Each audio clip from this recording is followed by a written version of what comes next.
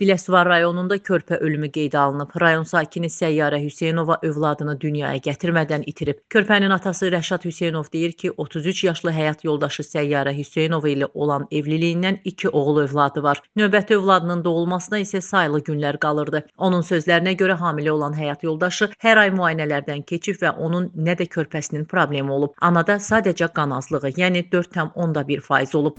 Yoldaşım hamiləli idi. Hamiləlik dövründə də sadəcə anada qan azlığı var idi. Uşaqda heç bir problem olmayıb. Yəni bugünkü müayinələrə qədər, aparat sənədlərinə qədər həkimlərin orada qan köçürdükdən sonra kalsium iynəsi vurublar.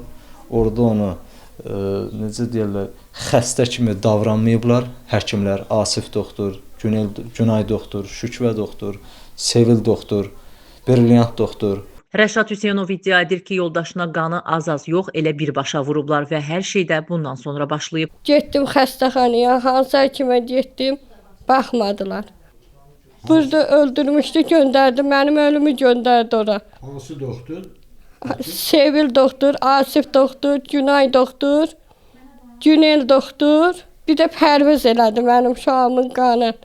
Boğdu, qanı köçürtdü, boğdu, dalı sırada iynə vurdu mənim körpəmə. Sorğumuza cavab olaraq təbibdən şifahi olaraq bildirilib ki, 6 may tarixində 33 yaşlı hamilə qan köçürülməsi ilə bağlı Biləsuvar rayon mərkəzi xəstəxanasına müraciət edib. Bakı şəhərindən tibb müəssisəsinə dəvət olunan hematoloqlar qrupu tərəfindən pasiyentə dəmir defisitli anemiya diaqnozu təyin edilib. Pasiyentə 4 gün müddətində hər gün bir eritrosit qan kütləsi köçürülməsi məsləhət görülüb. 7 may tarixində Şirvan şəhər mərkəzi xəstəxanasından 4 ədəd eritrosit qan kütləsi gətirilib, lakin həmin gün hamilə və onun həyat yoldaşı qanın köçürülməsindən imtina ediblər. Növbəti gün isə hamiləyə qan köçürülməsi baş tutub. Qan köçürülmə zamanı heç bir neqativ hal baş verməyib və pasiyent stabil vəziyyətdə evə buraxılıb. Daha sonra mayın 10-da yenidən Biləsuvar rayon mərkəzi xəstəxanasına müraciət edən pasiyent həmin gün saat 18:00 radələrində təcili tibbi yardım avtomobili ilə mama və mama ginekoloqun müşahidəsi ilə Respublika Klinik Xəstəxanasının təcili tibbi yardım şöbəsinə hospitalizasiya olunub. Pasiyentə ilkin tibbi yardım göstərilib. 35-36 həftəlik hamiləlik,